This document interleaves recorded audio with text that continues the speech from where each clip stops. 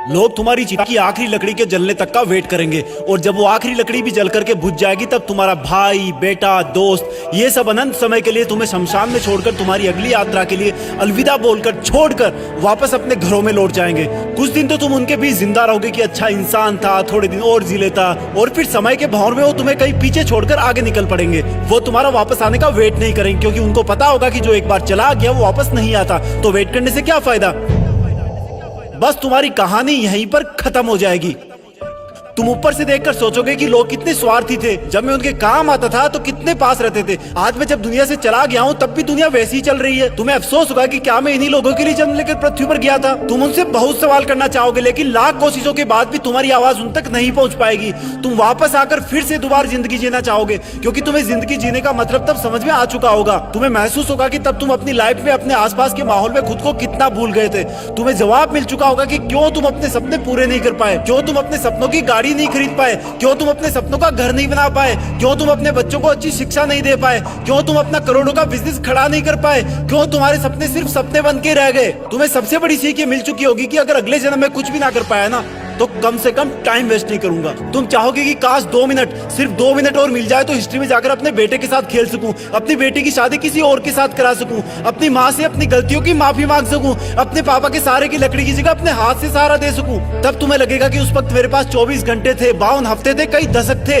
लेकिन मैंने कितना टाइम वेस्ट किया। माँ जगाते जगाते थक जाती थी लेकिन तुम रात को देर तक पढ़ने के बहाने से सुबह 8 बजे तक सोते रहते थे, जबकि असलियत ये थी कि तुम चैटिंग करते रहते थे, अपनी फोटोज को एडिट करके अपने आप को स्मार्ट दिखाते थे, गंदे वीडियो देखते थे। कितना टाइम वेस्ट करते थे तुम। जब माँ का फोन आता था तो तुम अपने जवानी वाले प्यार के साथ बिजी रहते थे और जब तुम्हारी माँ सो जाती थी तब तुम फॉर्मेलिटी के लिए एक मिस कॉल छोड़ दिया करते थे ताकि तुम सुबह ये दिखावा कर सको कि तुमने इतनी रात को भी कॉल बैक किया। Shame on you idiot. तुम हर काम को, पढ़ाई को कल पे टाल दिया करते थे। जो हाथ तुम्हारे बूढ़े माँ बाप को सहारा देने चाहिए थे वो हाथ हमेशा बिना मतलब ही मोबाइल पर उंगलियां फिराने में बिजी रहता था।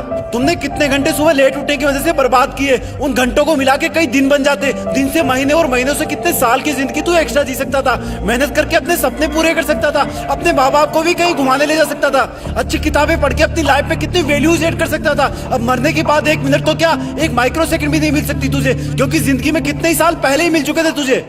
पर थैंक गॉड कि ऐसा कुछ भी नहीं हुआ। अभी तुम अभी मरे नहीं हो। थैंक गॉड कि आज तुम थैंक गॉड बोलने के लायक इस धरती पर बचे हुए हो। तुम्हारा वक्त, तुम्हारे सपने अभी पूरे नहीं हुए हैं। तुम्हारे माँ बाप, घर वाले अब भी तुम्हारे सफल होने का वेट कर रहे हैं। तुम्हारा दिल अब भी तुम्हारे सपने पूरे होने का वेट कर रहा है। थैंक गॉड कि तुम्हारे हाथ की घड़ी अब भी तुम्हें वो दिन दिखाने का वेट कर रही है जब तुम एक हीरो की तरह लोगों के सामने खड़े होगे और लोग तुम्हारी रियल कहानियां सुनकर आंसू से भर जाएंगे, मोटिवेट होंगे। और उन लोगों को सबसे ज्यादा अफसोस होगा जिनने तुमको कुछ साल पहले मेहनत करने वाला ढोंगी कहा था, लेकिन फिर भी तुम्हारे मन में उनके लिए 1% भी बुरी भावना नहीं होगी। ये अलार्म कल भी बजेगा। अगर तुम उठ गए तो ये तुम्हारे जिंदा रहने का सबसे पहला सबूत होगा। अगर तुम अलार्म बजने से भी पहले उठकर अलार्म को बंद करके अपने काम पर लग गए तो ये तुम्हारे सफल होने का सबसे बड़ा सबूत होगा। और अगर अब भी तुम डेली 12 घंटे सोओगे तो तुम्हारी आधी लाइफ तुम मरे हुए के समान जियोगे क्योंकि सोता हुआ और मरा हुआ इंसान इस दुनिया में नहीं रहता। तुम्हारा आउटपुट एब्सोल्यूट 0 रहता है। अगर तुम डेली 8 घंटे सोओगे तो तुम्हारी 1/3 लाइफ ऐसे ही खत्म हो जाएगी और अगर डेली तुम 6 घंटे सोओगे तो तुम्हारी 1/4 लाइफ ऐसे ही गुजर जाएगी। अरे कई महान लोग तो सिर्फ 4 घंटे सोया करते थे। रात को सोकर सुबह उठने का मतलब है कि हमें और मौत में 1 दिन का फासला और कम हो गया है। इससे पहले कि मौत तुम्हारे पास पहुंचे तुम अपनी मंजिल तक पहुंच जाओ। अपनी कहानी लिख दो। जो लाइफ में करना चाहते हो वो कर लो, पर कम से कम सुबह जल्दी उठना सीख लो क्योंकि तुम ज्यादा जीने के लिए अपनी उम्र नहीं घटा सकते। सिर्फ और सिर्फ बची हुई जिंदगी में टाइम मैनेज करके अपना टाइम बढ़ा सकते हो। तुम्हें करना होगा, तुम कर सकते हो। You can do it, you can manage your time. तुम्हें बाद में पछताने से पहले अभी अपने टाइम को सही ढंग से यूज करना होगा।